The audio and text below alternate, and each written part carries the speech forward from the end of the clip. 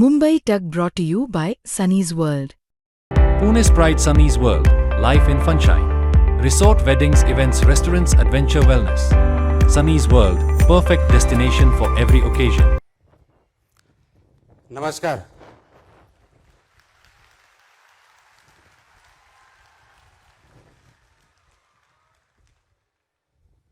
जवळजवळ 21 वर्षानंतर अमरावतीमध्ये परत कार्यक्रम घेण्यासाठी या ठिकाणी मी आलेलो आहे.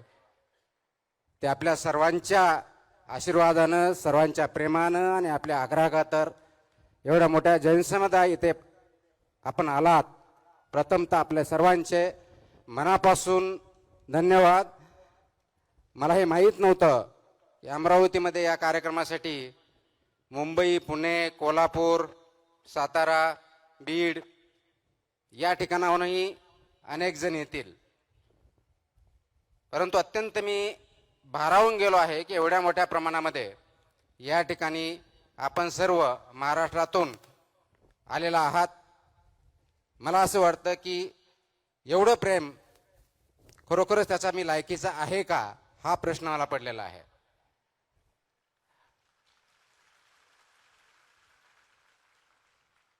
आणि त्यामुळे प्रथमतः आयोजन समितीचं मी मनापासून आभार मानतो की त्यांनी हा कार्यक्रम आयोजित केला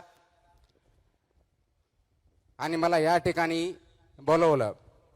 मी तर आज आपल्याला कोणत्याही प्रकारचं मार्गदर्शन करण्यासाठी आलेलो नाही आहे. मी आलोय मुळामध्ये आपल्याशी संवाद साधण्यासाठी. संवाद यासाठी म्हणतो की 2005 साली ज्यावेळेस मे महिन्यामध्ये UPSC सिव्हिल सर्व्हिसेसचा फायनल रिझल्ट लागला होता. मला तो दिवस अजूनही आठवतो. 11 मे 2005 या दिवशी तो निकाल लागला होता.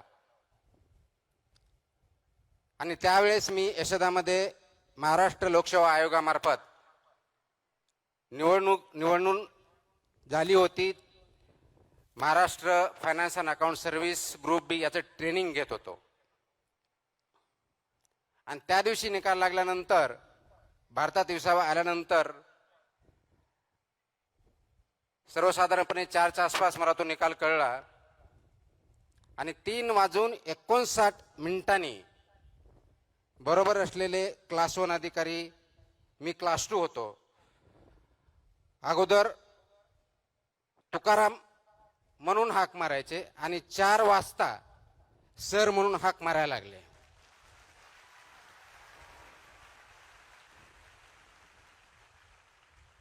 सांगायचा मुद्दा एवढाच आहे की एका सेकंदामध्ये, एका क्षणामध्ये समाजाचा तुमच्याकडे बघण्याचा दृष्टिकोन 360 डिग्री चेंज होतो.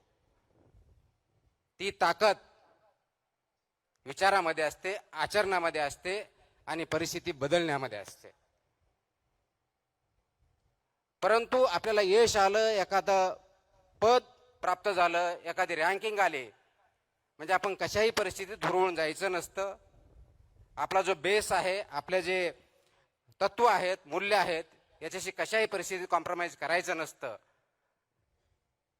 आणि तोच धागा धरून महाराष्ट्रामधल्या अनेक जिल्ह्यामध्ये मी फक्त आणि फक्त त्यावेळेस आपल्यासारख्या तरुणांशी, जे पालक आहेत त्यांच्याशी संवाद साधण्यासाठी वेगवेगळ्या ठिकाणी गेलो.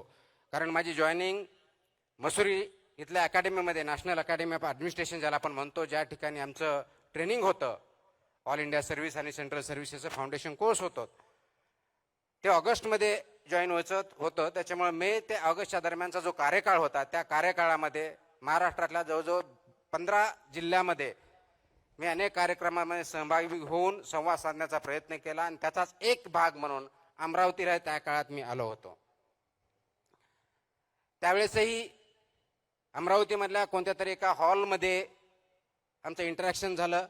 मला अजूनही आठवतं की त्यावेळेस मी पुण्याहून आलो होतो आणि पुण्याहून रात्री बसने बसून, ज्या प्रायव्हेट ट्रॅव्हलच्या बस असतात, पुण्याहून नागपूरला जाणाऱ्या, पुण्याहून औरंगाबादला असतील तत्कालीन, पुण्याहून अमरावतीला असतील, त्यांनी आलो होतो. आणि त्या ज्या ठिकाणी बस स्टँडच्या आसपास तिथं उतरल्यानंतर जे आयोजक होते त्यांच्याकडे त्यांच्या स्कूटरवरती मी गेलेलो होतो. आणि त्यानंतर कार्यक्रम झाला. मला काही वर्षापूर्वी बातम्या आल्या, काही लोकांचे फोन आले की अमरावतीमधली एक विद्यार्थी त्यावेळेस माझं भाषण ऐकण्यासाठी आली होती. तिने काही भाषण ऐकलं होतं, 4वी-5वी काहीतरी वर्गात होती, आणि तिने त्याच्यातून प्रेरणा घेऊन UPSC करायचं ठरवलं आणि गेल्या 2-3 वर्षापूर्वी इंडियन रेव्हेन्यू सर्व्हिस याच्यामध्ये त्यांचं सिलेक्शन झालं. ही अत्यंत गोष्ट चांगली आहे. त्याचं क्रेडिट मला जात नाही, त्याचं क्रेडिट त्या विद्यार्थिनीला आणि त्यांच्या पालकांना जातं. आजही आपण 21 वर्षानंतर मला इथं बोलवलं म्हणून मला त्या आठवणी जाग्या झाल्या, म्हणून मी तो त्यावेळेचा क्षण आपल्याबरोबर शेअर केला. परंतु गेल्या 21 वर्षाच्या सेवेमध्ये विचार करत असताना अनेक चढ उतार आले. ते प्रत्येकाच्या जीवनात येतात, कोणत्याही प्रोफेशनमध्ये येतात. विद्यार्थी म्हणून येतात, पालक म्हणून येतात, नोकरदार वर्गाला येतात, उद्योजकांना येतात, शास्त्रज्ञांना येतात, राजकीय व्यक्तींनाही येतात. परंतु चढ उतारावरती झाल्यानंतर चढ आला की थांबायचं आणि उतार आला की घसरत जायचं. जर ही परिस्थिती आपण ठेवली तर परिस्थितीशी आपण झुंज देऊ शकत नाही आणि पुढे जाऊ शकत नाही. हा निश्चित मेसेज माझ्या 21 वर्षाच्या किंवा माझ्या टोटल वयाच्या जेवढे काय माझं वय झालेलं आहे त्या जीवनामध्ये मी पाहिलेलं आहे. आणि प्रत्येकाच्या जीवनामध्ये ज्यावेळेस चढ उतार येतात त्यावेळेस वाहत जायचं नसतं, आणि वाहत जाणं हा सर्वात मोठा धोका आहे. आज आपण 21व्या शतकावर ज्यावेळेस बोलतो, 4थ्या क्रांतीची नांदी आपण ज्याला बोलतो, आर्टिफिशियल इंटेलिजन्स, मशीन लर्निंग, या युगामध्ये नोकऱ्यावरती खूप मोठ्या प्रमाणात गदा आलेली आहे असं आपण म्हणतो. विचार करा, 18व्या शतकात सुद्धा पहिली इंडस्ट्रियल रेव्होल्यूशन आली, त्यावेळेस सुद्धा हाच प्रश्न होता की नोकऱ्या जातील, लेबरचं काय होणार. नंतर दुसरी इंडस्ट्री आली, त्यावेळेसही सांगितलं की आता ऑटोमेशन होईल, आता पूर्णपणे शेती उद्ध्वस्त होईल. तिसरी इंडस्ट्रियल रेव्होल्यूशन कम्प्युटरची आली, त्यावेळेस सांगितलं गेलं की आता माणसाची गरजच राहिली नाही. आणि आता 4थी इंडस्ट्रियल रेव्होल्यूशन आली, त्यावेळेस आपण म्हणतो की आता माणसाच्या बुद्धिमत्तेपेक्षाही मशीनची बुद्धिमत्ता पुढे गेली असल्यामुळं माणसाचं एक्झिस्टन्स राहील की नाही हाही प्रश्न आपण सध्या विचार करतोय, भेडसावतोय. कदाचित कम्प्युटर्स, IT, AI याच्यामुळे बुद्धिमत्ता वाढली असेल. प्रश्न बुद्धिमत्तेचा नाहीये. आज सर्वांना पडणारा प्रश्न आहे तो बुद्धिमत्तेपेक्षाही आपल्यामध्ये विवेक आहे का याचा. ज्ञान आहे का माहिती आहे, आणि माहिती आणि ज्ञान जर असेल तर विवेक आपल्याकडे आहे का. कारण माहिती तर आज आपल्या सगळ्याच्या मोबाईल फोनवरती आहे. आपल्याला जर आठवत असेल, आमच्या लहानपणी असतील, आमच्या अगोदरच्या पिढ्या असतील, त्यावेळेस बघितलं, ज्ञान घेण्यासाठी, माहिती घेण्यासाठी ग्रंथालयामध्ये जायचं, तिथं पुस्तक वाचायचे, शिक्षकाबरोबर चर्चा करायची. एखाद्या गोष्टीचा रेफरन्स किंवा अभ्यास करायचा असेल तर कोणतं पुस्तक वाचायचे हे शिक्षकांना किंवा जे शिकलेले आहेत त्यांना विचारायचं. मग ते पुस्तक अवेलेबल आहे की नाही ते बघायचं, लायब्ररीत जायचं, ते शोधायचं, त्याच्यातला पर्टिक्युलर तो टॉपिक त्याच्यावरती वाचायचं आणि त्याच्यानंतर माहिती घ्यायची. हा प्रवास असायचा. एवढे कष्ट फक्त माहिती घेण्यासाठी असायचे. गावागावात न्यूजपेपर नव्हते, लायब्ररीज नव्हत्या. शाळेमध्ये जे शिक्षक सांगतील किंवा आपले जे पाठ्यपुस्तक असतील याच्यापुढे आपल्याला अभ्यासाचं वेगळं काही वातावरण नव्हतं. आज जगातली सर्व माहिती, फक्त जगातलीच नाही, अनेक शतकानुशतके याची माहिती किंवा पुढं काय होईल याची शक्यता हे आपल्या सर्वांच्या खिशामध्ये असतं, स्मार्टफोन. आणि एवढी माहिती आपल्या खिशामध्ये असतानाही आपल्याला अनेक प्रश्नांना तोंड द्यावं लागतं. तर ते का? माहितीसाठी नाही, माहिती तर भरपूर आहे. ज्ञानासाठी नाही, ज्ञान आपल्याला आपल्या गुगलवरती, मोबाईलवरती क्लिक केलं किंवा आता ChatGPT पासून AIचा वापर केला की ज्या सगळ्या प्रश्नाचे उत्तर भेटतात, पण ज्ञान पण भेटतं. मग अशा परिस्थितीमध्ये जन जी असतील किंवा आता नवीन जन अल्फा असेल किंवा त्याच्या अगोदरचे जनरेशन असेल, यांनी करायचं काय? तुमच्या माझ्यासमोर प्रश्न पडतो, यांच्या नोकऱ्या जातील. याच्या अगोदर 3 इंडस्ट्रियल रेव्होल्युशन झाला, त्यावेळेस कुणाच्या नोकऱ्या गेल्या नाही, नोकरीचं स्वरूप बदललं. आजही तीच परिस्थिती आहे. आणि म्हणून ज्ञान घेण्यासाठी जी धडपड करावी लागत होती ती आता करण्याची गरज नाही, कारण ते तुमच्या पॉकेटमध्ये अवेलेबल आहे. माहिती गोळण्यासाठी तुम्हाला प्रयत्न करण्याची गरज नाही, कारण ते तुमच्या फिंगर टिप्समध्ये अवेलेबल आहे. मग माहितीची गरज नाही, ज्ञान गोळा करण्यासाठी आपल्याला कष्ट करावं लागत नाहीत. पण या मशीनमध्ये, AI मध्ये विवेक कुठं आहे? हा विवेक कुठेतरी लपून बसलेला आहे, कुठेतरी आढळून बसलेला आहे, आणि ते विवेकाची पोकळी निर्माण झालेली आहे. हा सर्वात मोठा प्रश्न आपल्या समोर आहे. इमॅजिन करा, रात्रीचे 11 वाजलेत, अमरावती असेल, नागपूर असेल, नागालँड असेल, मुंबई असेल, दिल्ली असेल, पॅरिस असेल, लाईटी बंद झाल्यात, सगळेजण झोपलेत, खेडेगाव असेल, आणि त्या बेडवरती तरुण मुलं मुली पडलेले आहेत. निळसर रंगाची छाप आपल्या चेहऱ्यावरती दिसते आहे, ते मोबाईल ओपन करून, आणि मोबाईलवरती आपला अंगठा चालू आहे स्क्रोल करण्यासाठी. इन्स्टा असेल, फेसबुक असेल, ट्विटर असेल, स्क्रोल, हसतो, काहीतरी जोक असतो, स्क्रोल, राग येतो, अनएम्प्लॉयमेंट, स्क्रोल, कोणतरी नट येते, एकदम चांगलं श्रीमंत, मत्सर वाटतो, आईवडिलांसारखं येतो, त्याच्याकडे गाडी दिसते, कुटुंबावर बंगला दिसतो, प्रश्न पडतो, मी कुठं आहे? माझा मार्ग तर चुकला नाही ना?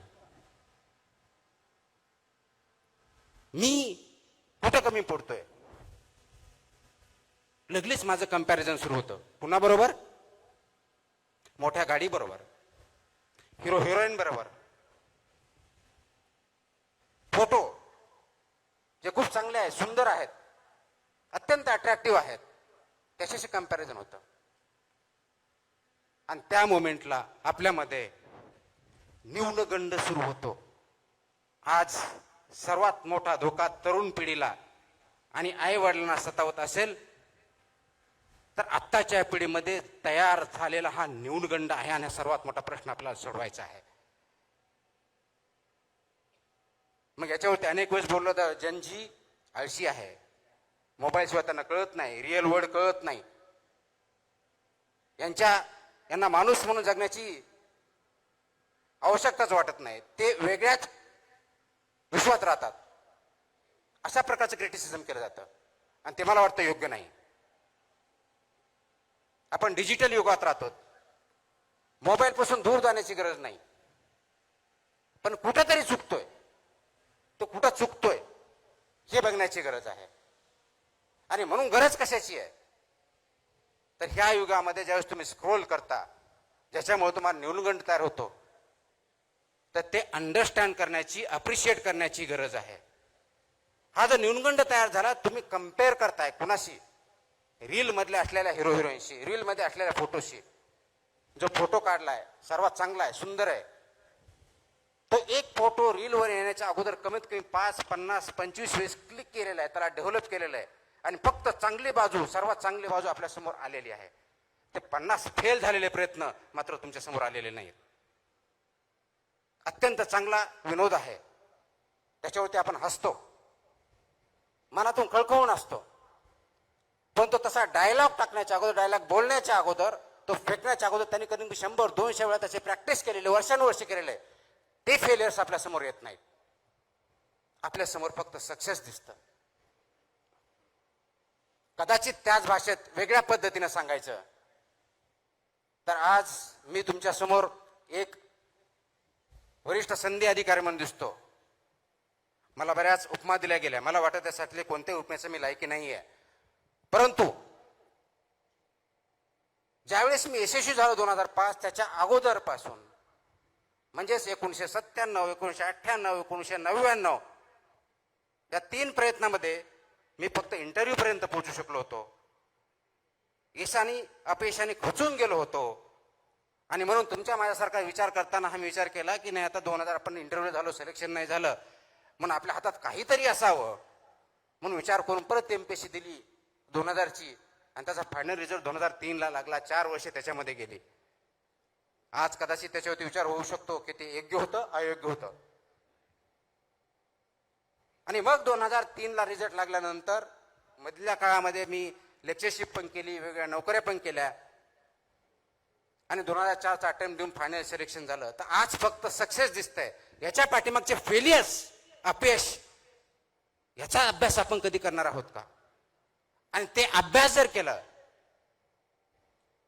कारण आज कदाचित माझा फोटो तुमच्या समोर येत असेल, तुम्ही बघण्याचा प्रयत्न करत असेल, मीडिया छापत असेल, काही व्यक्ती बोलत असतील, कुणी चांगलं बोलत असेल, कुणी वाईट बोलत असेल, तर यश याच्या अगोदर अपयश यायलाच पाहिजे याची गॅरंटी नाही, आवश्यकता नाहीये. पण अपयश आलं आणि तुम्ही जर माझ्याशी कम्पेअर करायला लागले, त्या हिरोईनशी कम्पेअर करायला लागले, बिलियनरशी कम्पेअर करायला लागले आणि तो न्यूनगंड आला आणि त्या न्यूनगंडावरून आपण चुकीचे निर्णय घेतले,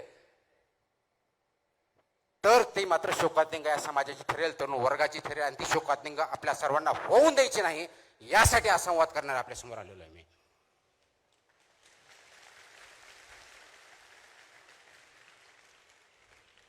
आता ही शोकांतिका का होऊ द्यायची नाही? कारण जगामध्ये जर बघितलं तर जनजी ज्याला म्हणतो आपण, सर्वसाधारणपणे 1997 ते 2012 ह्या काळात जन्माला आलेले हे सर्वजण अत्यंत तरुण आहेत. जगामधला सर्वात जास्त तरुण पिढी भारतामध्ये आहे. आणि जगातली सर्वात मोठी संपत्ती आता कोणती असेल ते तरुण. आणि तेही असे तरुण ज्यांच्याकडे जिद्द आहे, ज्यांच्याकडे ज्ञान आहे, अपार कष्ट करण्याची तयारी आहे. असे तरुण आपल्याकडे असताना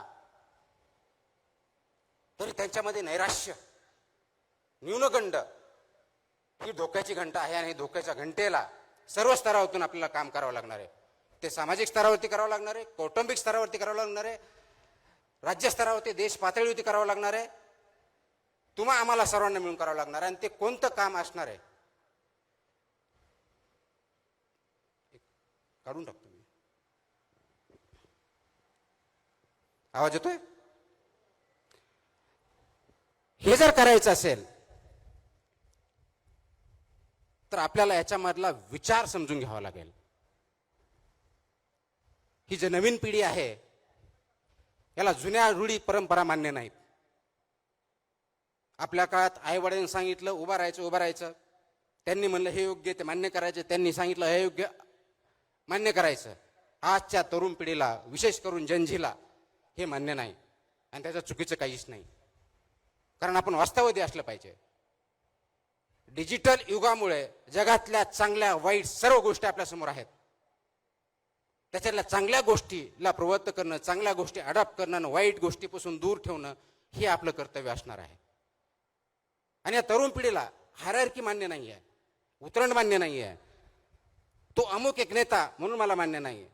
हे सर्वजण नेते आहे, यांच्यामध्ये लिडरशिपच्या सर्व क्वालिटी भरलेल्या आहे. गरज फक्त आहे त्यांना योग्य दिशा दाखवण्याची. ती दिशा दाखवण्यासाठी आपल्याला काम करावं लागणार आहे.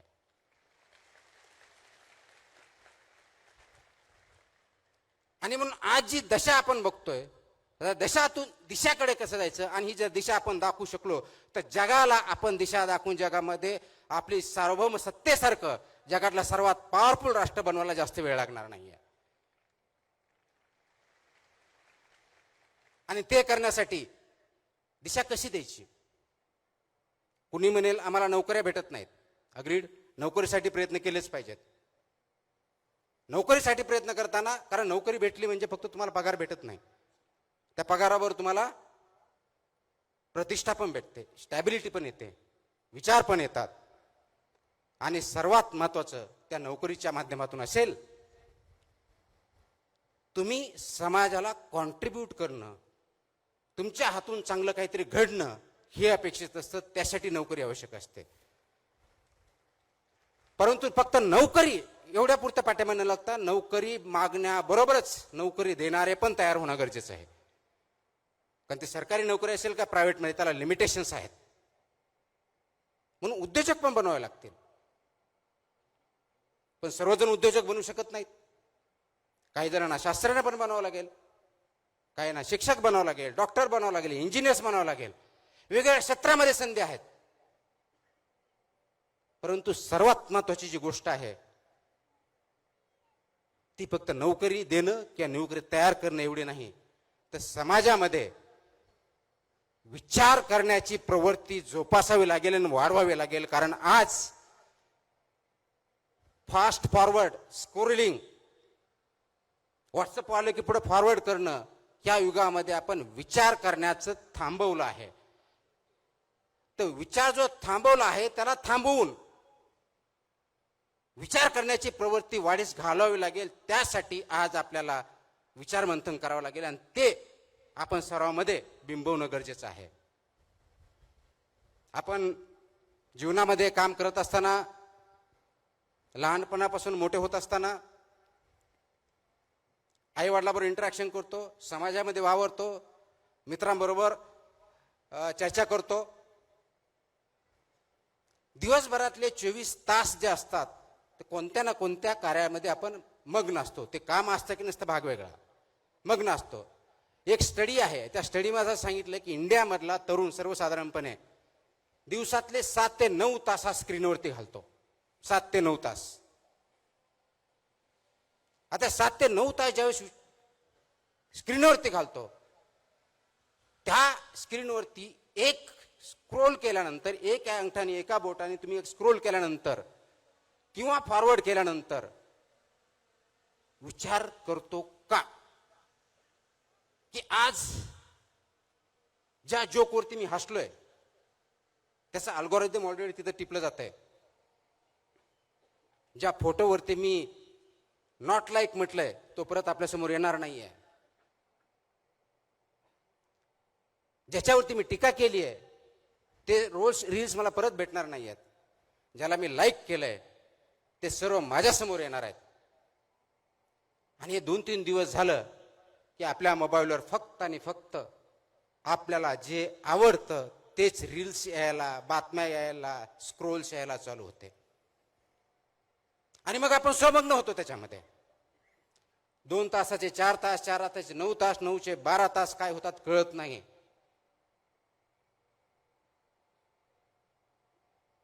मोबाईल तुम्ही वापरत आहात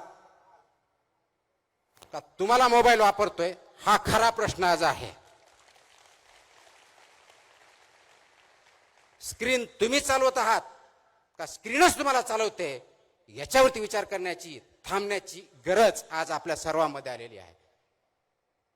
मला वाटतं तो जर विचार आपण केला तर अनेक प्रश्न गुंतागुंतीचे जे आपल्याला वाटतात ते सरसकट सुटू शकतात.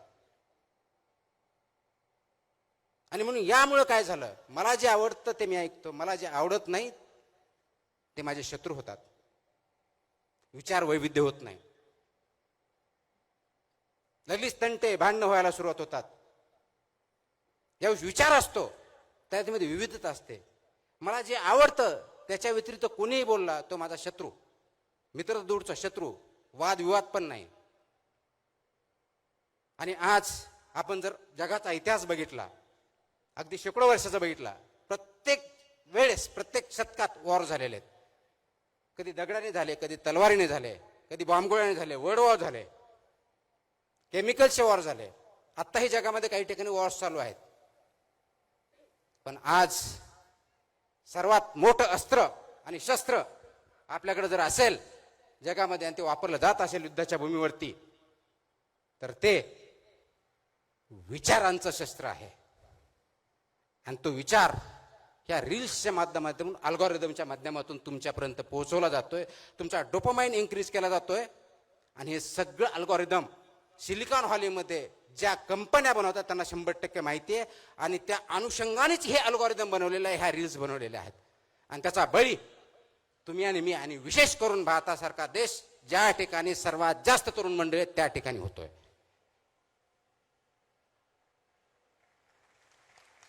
आपण गुलामगिरीच्या बद्दल बोलतो, मला स्वातंत्र्य आहे म्हणतो. स्वातंत्र्यामध्ये आपण आहोत, यस.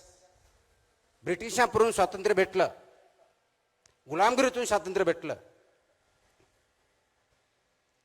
पण तुमचे विचारच जर तुमचे नसतील तर तुम्ही मुक्त आहात का?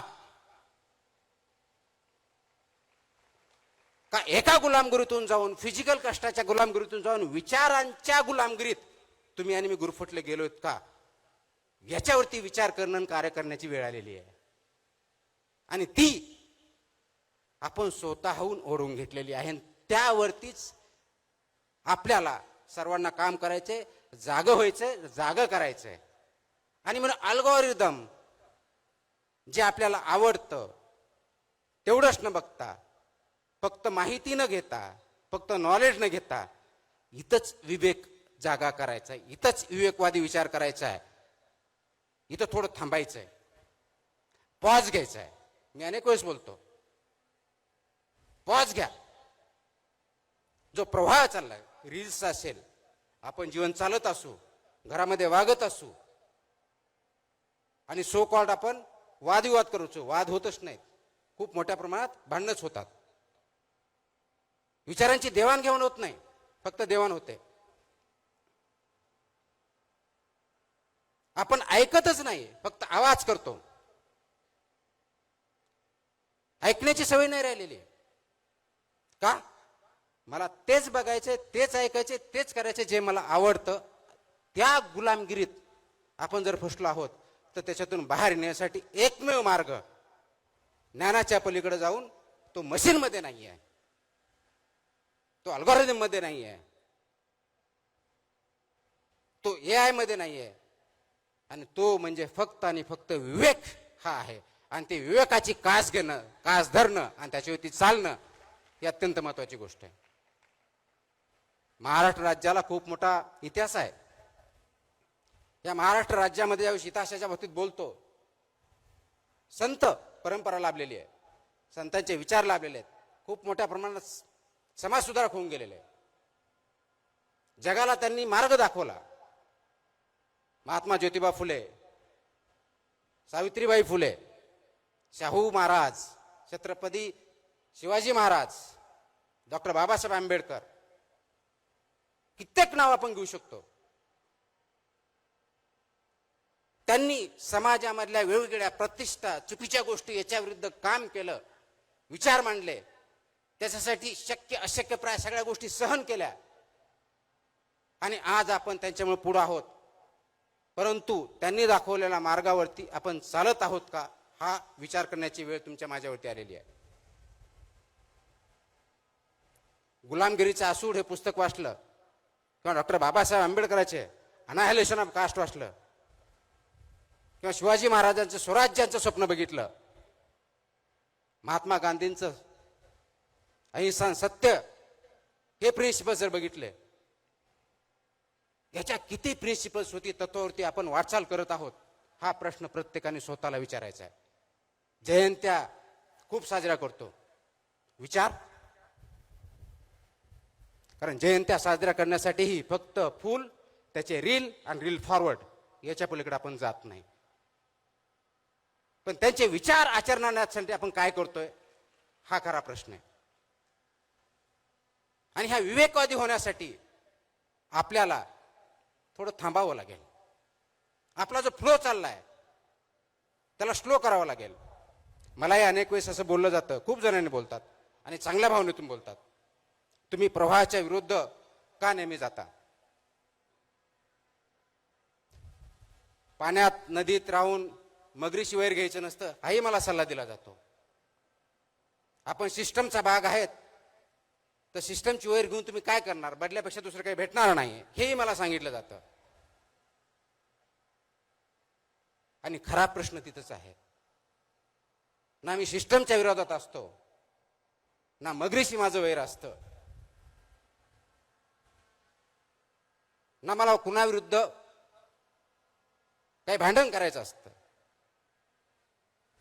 माझा प्रश्न असतो की जो प्रवाह आहे, ज्या दिशेने चाललाय, ज्या वेगाने चाललाय, ज्या उद्देशाने चाललाय, तो योग्य आहे का अयोग्य आहे? याच्यावर आपण थोडं थांबूया. 10 सेकंद, 5 सेकंद, 15 सेकंद, 30 सेकंद एवढा विचार करूया. आपण करतो का? तुम्ही स्वतःला प्रामाणिकपणे आता एक प्रश्न विचारा. एक 10 सेकंद मी पॉज घेतो. तुमच्यापैकी किती जणांनी गेल्या 24 तासामध्ये, आय रिपीट, गेल्या 24 तासामध्ये स्वतःकरिता किती सेकंद दिलेले आहेत? I repeat my question. गेल्या 24 तासामध्ये स्वतःकरिता किती सेकंद दिलेले आहेत? आणि ज्यांनी खरोखर सेकंद दिले असेल त्यांनी मला हात वरती करून दाखव. किती हात आहेत? Not even 1%. Not even 1%. आणि स्वतःसाठी म्हणजे काय? पुढचा प्रश्न, विचार करण्यासाठी. स्वतःसाठी म्हणजे झोपण्यासाठी नव्हे, स्वतःसाठी म्हणजे भांडण्यासाठी नव्हे. आणि विचार कोणता? गेल्या 24 तासामध्ये माझ्यामध्ये, स्वतःमध्ये अशी कोणती वाढ झाली ज्याच्यामुळं मी स्वतःला माणूस म्हणून संबोधू? असा किती जणांनी प्रश्न विचारला? गेल्या 24 तासामध्ये मी असं काय केलं की समाजाला काहीतरी मी कॉन्ट्रीब्यूट केलं, कुणाची तरी मदत केली, कुणाचा तरी प्रॉब्लेम सॉल्व्ह केला, कुणाला तरी आनंदी केलं? का? मी सिनेमाला गेलो, मी बघितलं, मी खेळलो, हा स्वतःसाठीचा वेळ नाहीये. तुम्ही 24 तासामध्ये किती ग्रो झाला, विचाराने असेल, आचरणाने असेल, कॉन्ट्रीब्युशन समाजामध्ये चांगला बदल घडवण्यासाठी असेल, किती जण प्रश्न विचारतात. आणि जर याचं उत्तर नसेल तर त्याचा अर्थ एवढाच आहे, तुम्ही माणूस म्हणून जगत नाहीत तर प्रवाहामधला एक ओंडका म्हणून जगत आहात. जिकडं वारं जाईल, जिकडं राहिलं त्या ठिकाणी काम करतायत.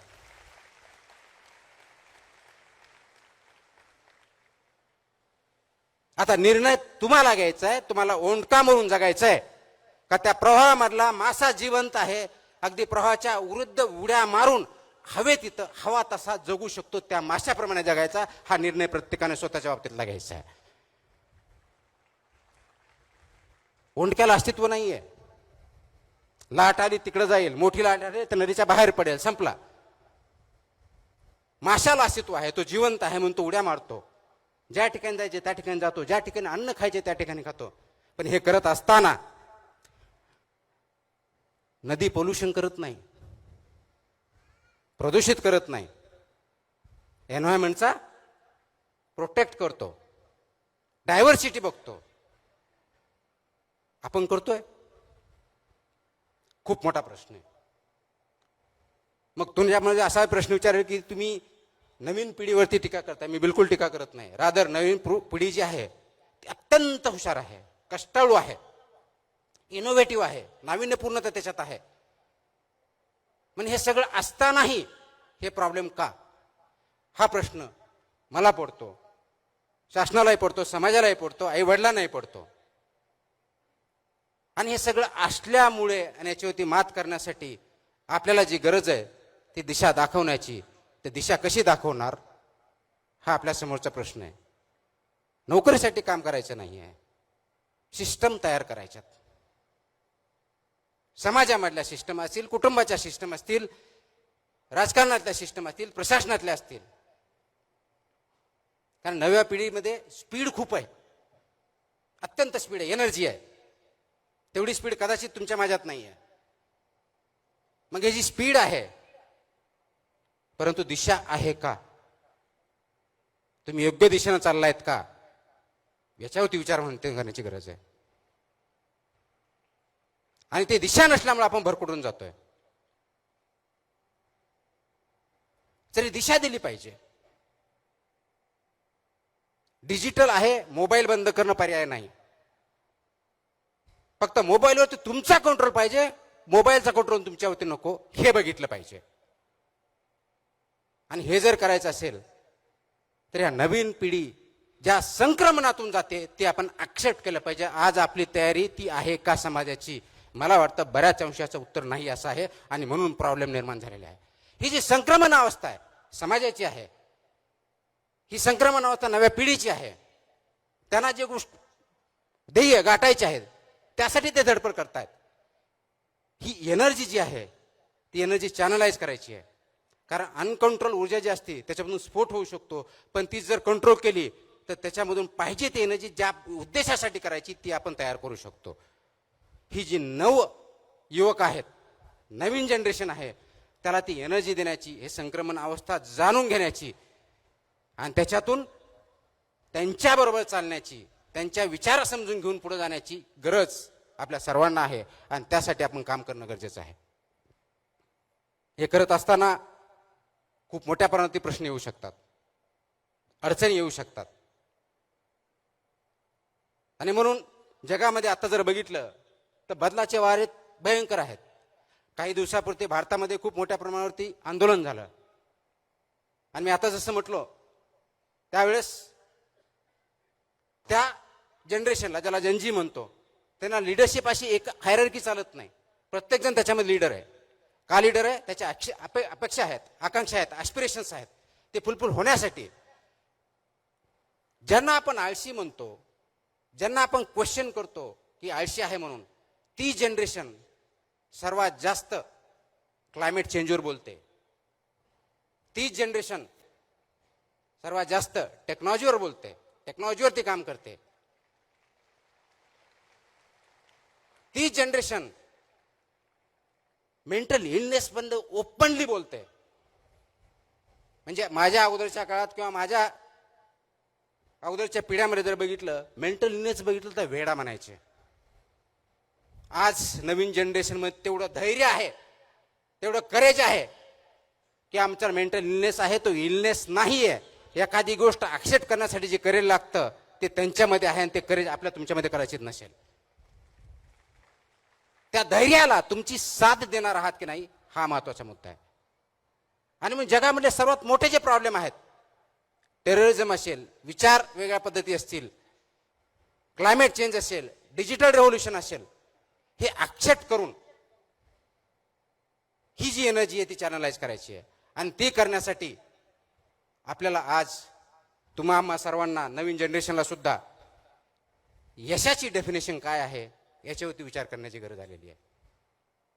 आपण यश कशामध्ये मोजतो? यश कशामध्ये मोजतो? मोठं घर, भला मोठा पगार, मोठी गाडी, मोठे मोठे स्वप्न,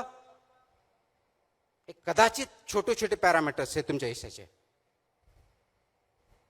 त्याला यशस्वी होणं म्हणत नाही. ते जर असतं तर मग सर्वच जगामधले जे श्रीमंत लोक आहेत ते यशस्वी झाले असते. आज खरोखरच ते श्रीमंत लोक यशस्वी आहेत का, हा प्रश्न तुम्ही आणि मी विचारला पाहिजे. पैशाने यश मोजता येत नाही. पैसे ही गरज आहे, पण पैसे म्हणजे यश नाही.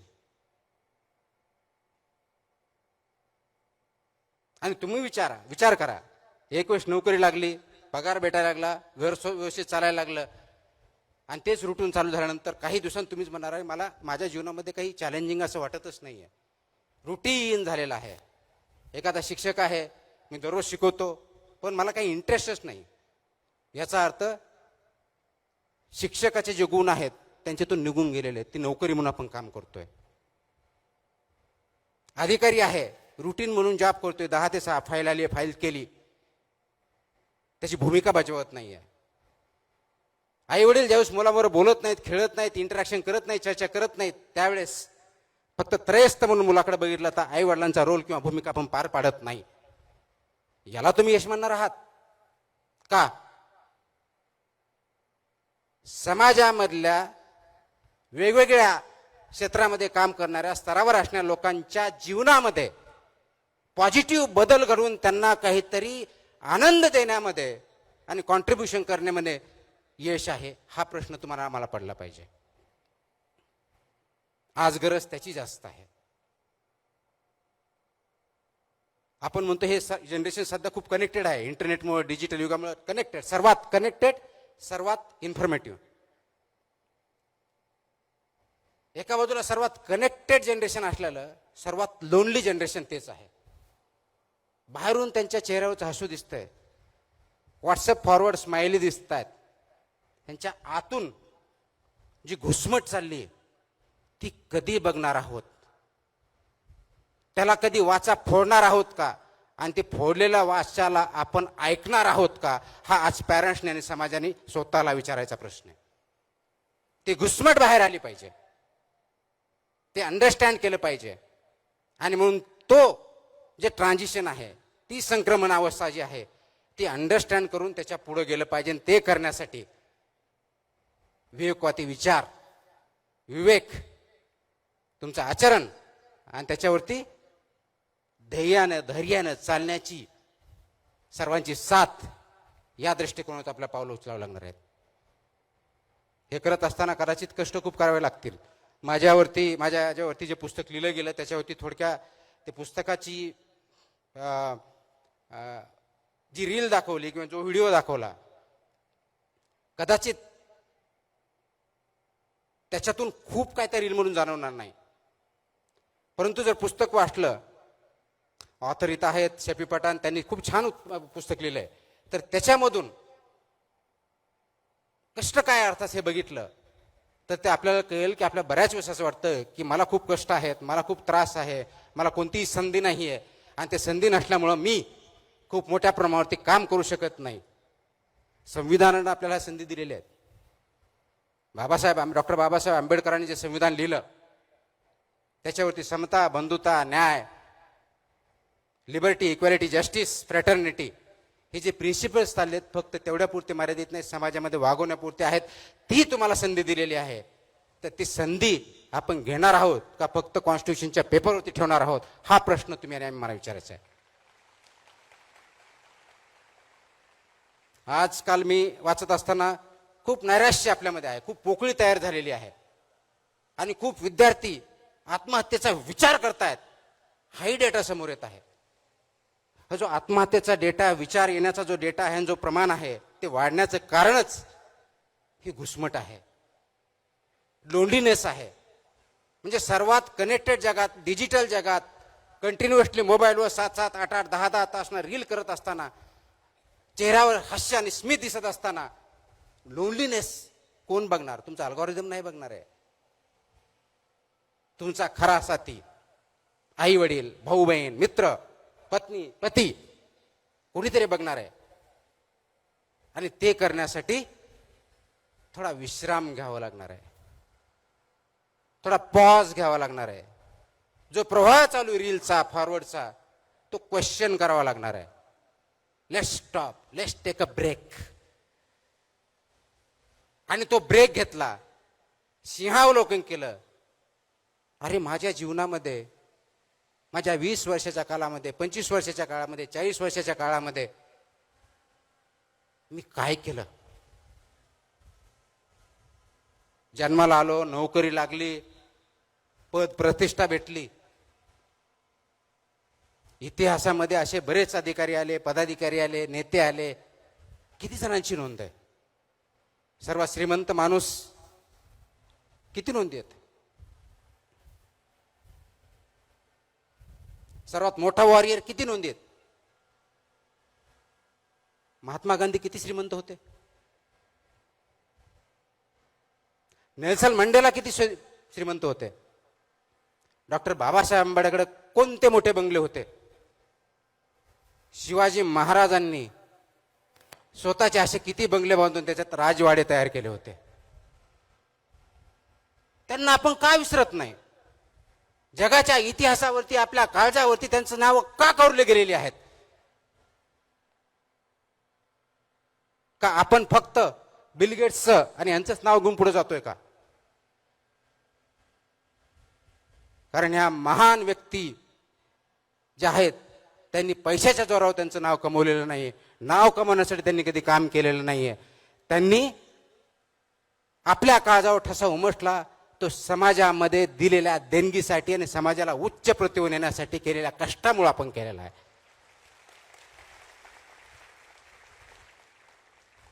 इमॅजिन करा, डॉक्टर बाबासाहेब आंबेडकरांनी आपल्याला लोकशाहीमध्ये प्रत्येकाला, ज्या कॉन्स्टिट्युएंट असेंब्लीने नेहरूपासून आंबेडकरांपर्यंत सर्वजण होते, सरदार पटेल होते, मौलाना अबुल कलाम आझाद होते, या सर्वांनी जे कॉन्स्टिट्यूशन लिहिले त्यांनी प्रत्येकाला तत्कालीन 21 वर्षानंतर 18 वर्षाच्या वर त्याला प्रत्येकाला मतदानाचा अधिकार दिला.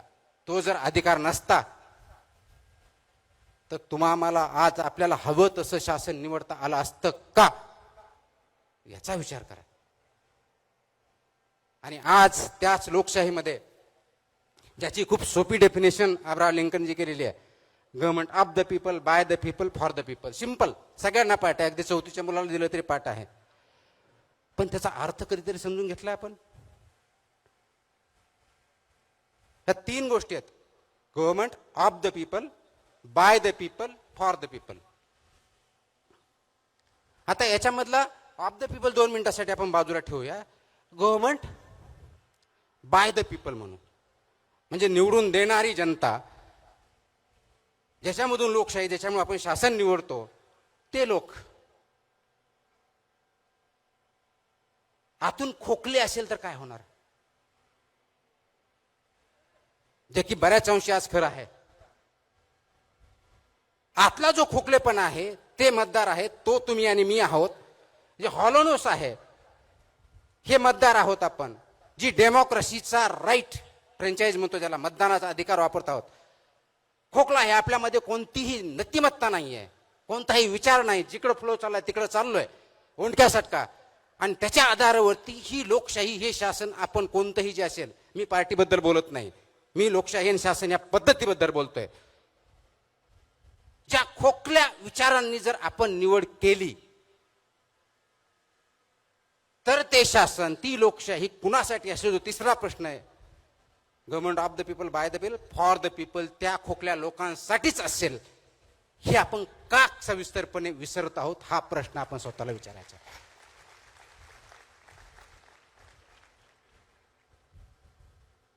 हा दिलेला हक्क आहे आपल्याला. आणि लोकशाही म्हणजे फक्त मतदार नव्हे, मतदान 5 वर्षातून एकदा करायचंय निवडणुकीमध्ये. लोकशाही त्याच वेळेस टिकते, त्याच वेळेस समृद्ध होते, त्याच वेळेस वाढते ज्या वेळेस त्या लोकशाहीमध्ये फक्त मतदार नसतात तर जागरूक नागरिक असतात. त्यावेळेस ती लोकशाही टिकते वाढते. मग ते जागरूक नागरिक तुम्ही आणि मी आहोत का, याचा विचार आपण करतोय का? का फक्त मतदानाच्या वेळेस 60च्या ऐवजी 80% मतदान झालं म्हणजे आमची लोकशाही प्रगल्भ झाली, ह्या घोषणा देण्यापूर्वच मर्यादित आहे का? हाही प्रश्न तुम्ही आणि मी स्वतःला विचारला पाहिजे.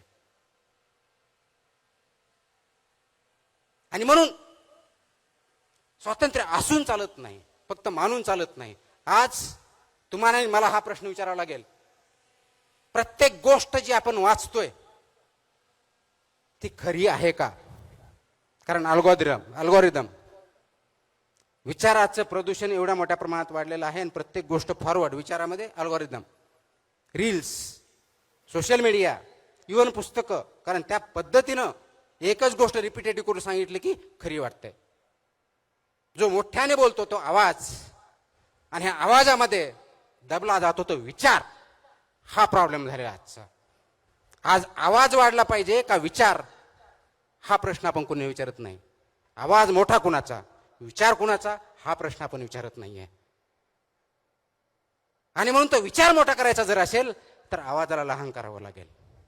ही तयारी आपली स्वतःची, आपल्या स्वतःच्या कुटुंबापासून कम्युनिटीपर्यंत, समाजापर्यंत सर्वांची असेल तर, आणि तरच तो समाज आणि ते कुटुंब आणि कम्युनिटी पुढे जाऊ शकते. अन्यथा आपण जी स्वप्न बघतोय ती दूर दूर चलत राहणार आहेत. आपण ते स्वप्न कधीही पादाक्रांत करू शकणार नाही. मग आपण पुढच्या पिढ्यांना काय देणार आहोत? तर पुढच्या पिढ्यांना हा विचार दिला पाहिजे, आवाज नाही. पुढच्या पिढ्यांना ऐकण्याची सवय लावली पाहिजे. त्यासाठी स्वतः आपण ऐकायला शिकलं पाहिजे.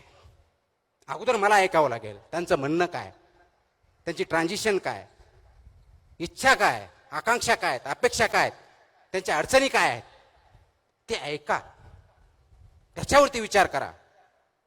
आणि मग त्यासाठी आवश्यक असलेला सिस्टम तयार करा आणि त्याच्यावरती पादांकरण करण्याचा आपण सर्वांनी प्रयत्न केला पाहिजे. तरुण मित्र मैत्रिणींनो, तो खूप मोठ्या संख्येने आलात, मला माहिती खूप वेळ झालेला आहे.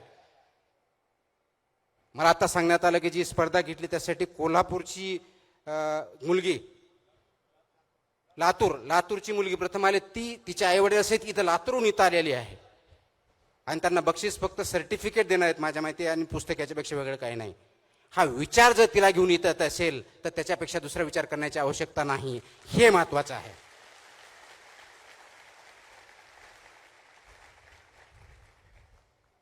आपण 10 वर्षानंतर, 20 वर्षानंतर, 40 वर्षानंतर, 50 वर्षानंतर काय म्हणून राहणार आहोत? आपण मृत्यू झाल्यानंतर आपली इतिहासात नोंद घेतली जाणार की याचा विचार करू नका. इतिहास फक्त त्यांनाच ओळखतो, त्यांचीच जाणीव ठेवतो, त्यांचीच ओळख ठेवतो, त्यांच्याच खानाखुणा ठेवतो जो समाजाला पुढच्या स्टेजवर घेऊन जाण्याचा प्रयत्न करतो आणि त्याच्यात यशस्वी होतो. आणि ते महान नेत्यांनी केलेलं आहे. समाजामधल्या, भारतातल्या, महाराष्ट्रातल्या, जगातल्या, आणि ते नेण्याचं काम विवेकाने केलं आहे. ज्ञानेश्वर महाराजांनी, संत ज्ञानेश्वर महाराज यांनी ज्ञानाचं कनेक्शन विवेकाशी लावलं. तुकाराम महाराजांनी जे समोर आलं ते मान्य नाही केलं, अनुभव फक्त केले नाही, त्याच्या आधारे बदल करण्याची, त्यांची असलेल्या परिस्थितीला बदलण्याची, समानता आणण्याचा प्रयत्न केला. शिवाजी महाराजांनी नैतिकता जोपासली आणि स्वराज्य ही संकल्पना सर्वात अगोदर शिवाजी महाराजांनी दिली. डॉक्टर बाबासाहेब आंबेडकरांनी सामाजिक न्यायाची घोषणा केली. पण हे सगळं करण्याच्या अगोदर त्यांच्या मनात तो विचार आला आणि त्या विचारावरती त्यांनी काम केलं, म्हणून हे त्यांना शक्य झालं. 21व्या शतकातला भारत समाज किंवा स्वतः तुम्ही आणि तुमची पिढी, तुमचे मुलं हे घडवायचे जर असतील तर प्रथमतः गरज काय असेल तर तुमच्यामध्ये तो विचार येण्याची, त्याच्यावरती रुजवण्याची आणि त्याच्यावरती काम करण्याची. ही तयारी तुमची, माझी, समाजाची आणि नवीन जनरेशनची आहे का, हा प्रश्न तुमच्या समोर आहे. आणि ही जर विचार करण्याची प्रवृत्ती नसेल, रुजवण्याची साठी प्रयत्न करणार नसाल, याच्यामध्ये सहभागी होणार नसाल, तर आपण जो जगामधला सर्वशाली देश बनण्याचं स्वप्न बघतोय ते तर दूर राहा. आपण स्वतःही, कुटुंबही तेवढं सर्वशाली, महान किंवा शक्तिशाली होणार नाही. ही क्लिअर कट अधोरेखित करण्याची गोष्ट आहे. आणि म्हणून त्या दृष्टीनं काम करण्यासाठी आज आपल्याला काही गोष्टी मान्य कराव्या लागतील, त्याच्यावरती काम करावं लागेल. आणि ते सर्वात महत्वाची माझ्या दृष्टिकोनातून जी गरज आहे ती समाजामध्ये नैतिकता या गोष्टीची आहे. नैतिकता जोपर्यंत वाढत नाही, नैतिकता जोपर्यंत अंगीकारत नाही, तोपर्यंत त्या समाजाचा, त्या कुटुंबाचा, त्या कम्युनिटीचा जगात कधीच उद्धार झालेला नाही. असे अनेक उदाहरणं आतापर्यंत आहेत. ती नैतिकता म्हणजे काय? नैतिकता फक्त ज्यावेळेस कन्व्हिनियंट होईल त्यावेळेस वापरायची आणि बाकीच्या वेळेस खुंटीला टांगून ठेवायची, ती नैतिकता नसते. नैतिकता ती असते ज्यावेळेस तुम्ही खरोखर अडचणीत असता त्यावेळेस सुद्धा ते प्रिन्सिपल, ते व्यक्ती, ती व्हॅल्यू, त्याची गाठ तुमच्या बरोबर राहते, तुम्ही सोडत नाहीत, त्याला नैतिकता म्हणतात. आणि म्हणून मला अनेक वेळेस सांगितलं जातं की तुम्ही असं केलं असतं तर आणखी असं काही करता आलं असतं. एखादा व्यक्ती आहे, तो शिक्षक आहे, प्राध्यापक आहे, प्रिन्सिपल आहे, त्याच्या कॉलेजमध्ये ऍडमिशन होत आहेत आणि मेरिटनुसार एक्स व्यक्तीचा नंबर लागतोय, परंतु त्याला कोणीतरी पैसे देतोय, कोणतरी संस्था सांगते किंवा कुणातरी फोन येतोय, दबाव येतोय, म्हणून तो वाय व्यक्ती त्या मेरिटपेक्षा खालच्या मुलाला ज्यावेळेस ऍडमिशन देतो त्या मोमेंटला तो प्रिन्सिपल म्हणून काम करत नाही, तो फक्त बाहुलं म्हणून काम करतो. आपल्याला बाहुले नको आहेत, आपल्याला ते प्रिन्सिपल म्हणून काम करण्याची गरज आहे. आणि आपणही व्यक्ती म्हणून, माझा मुलगा आहे हो, ओळखीच्या ते मदत करा, काय फरक पडतोय का बाजूला गेलेला, हेही म्हणण्याचे आपण बंद केलं पाहिजे. कारण याची सुरुवात समाजापासून होते. टाळी कधीही 2 हाताने वाजत असते. आपला हात चांगल्या गोष्टीसाठी पुढे करा, वाईट गोष्टीसाठी नाही. आपलं पाऊल, आपला प्रवाह योग्य आहे की नाही ते विचारा. योग्य असेल तर पाऊल त्या दृष्टीने टाका, अयोग्य असेल तर योग्य दिशा ठरवा, त्याच ठिकाणी योग्य पाऊल उचला. भविष्य तुमचं आणि माझं असेल. एवढंच बोलतो. जय हिंद, जय महाराष्ट्र.